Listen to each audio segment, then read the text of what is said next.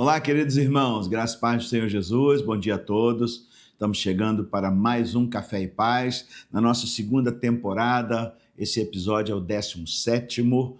Como você já sabe, costumeiramente, no início da semana, nós passamos por aqui para deixar uma mensagem semanal para você e para sua casa.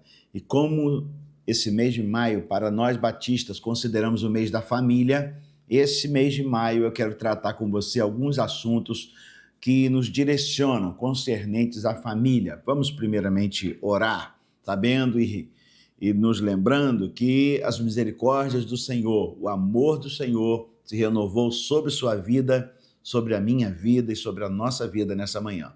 Pai, em nome de Jesus, obrigado, Senhor, por esse mês de maio, que começa, ó Deus, sob tua bênção, direcionamento do teu Espírito, clamando ao Senhor para que o Senhor esteja conosco neste mês e que o Senhor abençoe a nossa família, abençoe a vida desse irmão, dessa irmã e dessa família que vai estar recebendo essa palavra neste dia.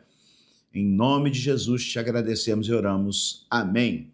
Muito bem, queridos, quando nós olhamos para a palavra de Deus, nós já entendemos que o Senhor Deus é o Deus de família, né? Foi Deus que criou a família. E a partir de um casamento de um homem, de uma mulher, nós sabemos toda essa questão genética, né? Não vamos entrar nunca no mérito de gêneros, essas discussões que a gente tem na nossa época, mas o Senhor Deus, então, prima por família, né?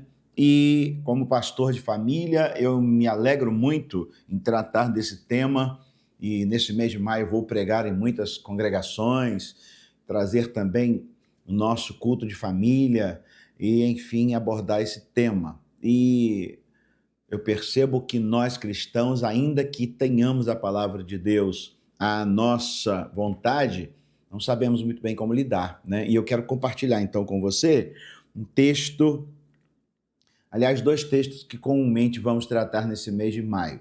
O primeiro deles é 2 Reis, capítulo 20, do verso 1 ao verso 11, quando diz a palavra de Deus que Ezequias estava para morrer. Deus deu esse veredito para ele, de que ele iria morrer, e ele então chora, questiona, briga, reclama, né? E a palavra de Deus foi para Ezequias assim: põe em ordem a tua casa, porque morrerás e não viverás. Isso me chamou muita atenção quando eu penso que a pior notícia que um ser humano pode receber é a notícia que vai morrer, né? Mas Deus dá duas notícias para Ezequias. A primeira delas é que antes dele morrer, que ele colocasse em ordem a casa dele, né? Então isso me chamou a atenção e chama a atenção dos nós pregadores da importância de termos a nossa casa arrumada, e casa no sentido de família. E aí Paulo também, na primeira carta do apóstolo Paulo a Timóteo, capítulo 5, verso 8, ele diz que quem não cuida bem da casa não pode ser e não é um cristão genuíno. Então veja que dois momentos especiais da história, um no Antigo e outro no Novo Testamento, né? Direciona a gente para pensar na família.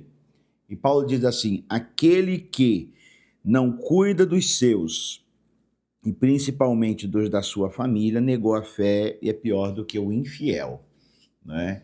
Então vamos pensar essas quatro segundas-feiras, né, com esse tempo rápido, mas você poderá estar conosco na Igreja Batista da Paz, estando ali recebendo mais direcionamento dessa palavra sobre família, né? E pensar um pouquinho quais são os pilares que a verdadeira família, ou a família segura, ela é construída. Porque existem pilares que constroem uma família segura. Jesus falou em Mateus capítulo 7, verso 24, e diz assim: aquele que ouve a minha palavra e coloca em prática é comparado a um homem prudente que constrói a sua casa sobre a rocha. Então Deus dá para nós, através de Jesus, né, um direcionamento de como construir uma casa saudável, né?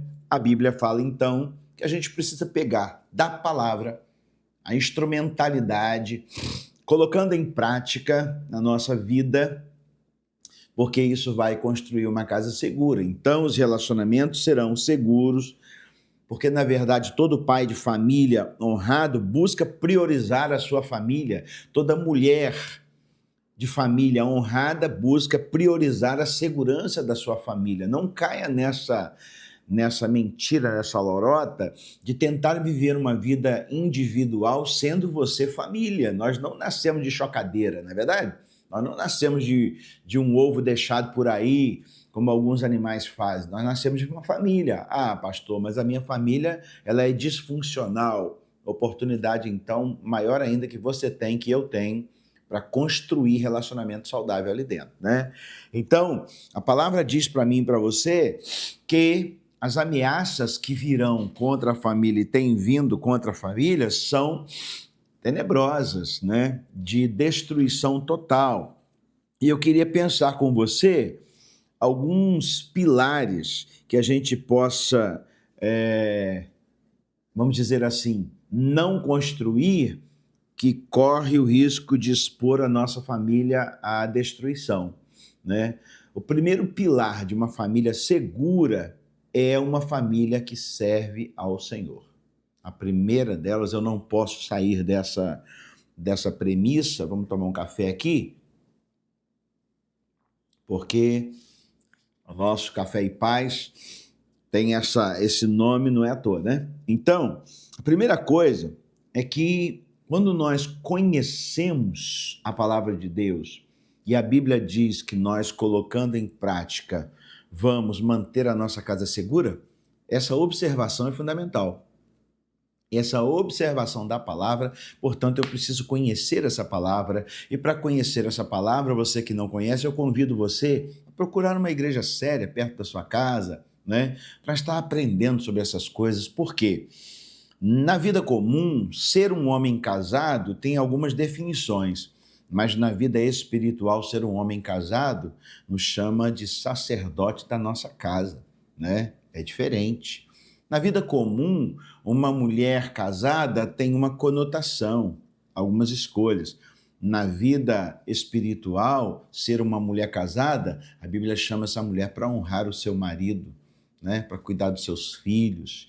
E aí Provérbios 31 vai falar sobre a mulher virtuosa. Então nós temos, acredito eu, que premissas maiores para termos uma vida muito mais segura quando nós estamos andando com Deus. Então a primeira coisa é o aprendizado da palavra de Deus na nossa casa nos garantirá uma sequência de vida abundante. Por quê? Porque o crente é melhor do que o não crente? Não, é porque a gente tem direcionamentos mais seguros. É como se tivéssemos um trilho, né, do trem passar, um caminho do trem, que ele nunca vai desviar daquele caminho, porque o trem só anda no trilho, né? Enquanto que o automóvel ele pode trilhar caminhos que vai chegar em determinadas estradas que está cheio de buraco, é o não crente, né? Ele tem muito mais propensão a ter problemas relacionais do que nós. Porque se a gente obedecer a palavra, Jesus falou assim, pega essa palavra, coloca em prática, a sua casa vai estar segura. Então a primeira coisa é que o pecado, ele é o desvio dessa vontade de Deus na nossa casa. E o pecado faz de um homem casado um homem descompromissado, uma mulher casada descompromissada, pai e mãe que não sabem educar os seus filhos. O pecado faz isso. Então, qual é o aprendizado que a gente precisa ter a respeito da segurança de uma casa? A primeira coisa é colocar a palavra de Deus em prática. Quando nós colocamos a palavra de Deus em prática, o papel do homem em relação à sua esposa é um papel de torná-la abençoada, protegida. Quando nós colocamos a palavra de Deus em prática, o papel de uma mulher casada é honrar o seu marido e fazê-lo ter prazer de voltar para casa, de olhar para aquela mulher e sentir vontade de estar com ela, sabe? O papel de filhos que são criados no caminho do Senhor são caminhos de obediência, né? Que traz mais segurança para o lar, mais equilíbrio para o lar, porque é terrível a gente ir dormir tendo os nossos filhos na balada. Você não sabe que hora o seu filho vai chegar. Eu conto uma história horrorosa, mas é verdade.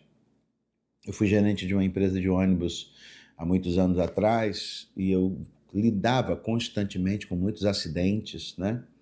Em determinado momento da madrugada, o telefone tocou, um dos nossos ônibus tinha colidido com um automóvel e quando eu cheguei no local, tinham 2 jovens que estavam mortos, né? Saindo da balada, 4 horas da manhã, entraram de frente com o ônibus. E quando eu cheguei e olhei aquela dupla ali morta, eu lembrei dos pais deles, né? E os pais deles, eu fiquei sabendo depois, eram de Brasília.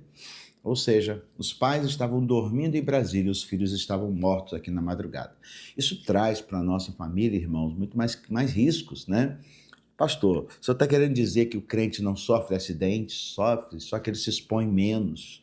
Na madrugada, o verdadeiro crente, ele não está na balada bêbado, ele está dormindo, né? Então são essas coisas que a gente vai trabalhar aqui no mês da família. Eu quero já começar com você, então, pensando isso, né? Estamos começando a nossa semana. A primeira coisa, coloque sua família em oração na presença de Deus, né? Sua casa precisa servir a Deus e é hora de você fazer um compromisso com isso. Uma criança que vê um pai servindo a Deus vai querer servir a Deus junto com o pai. Uma criança que vê um pai bêbado, drogado, ainda apesar do sofrimento, tem uma grande tendência a seguir os caminhos desse pai e dessa mãe. E homens e mulheres da balada, chega um determinado momento que a família se autodestrói.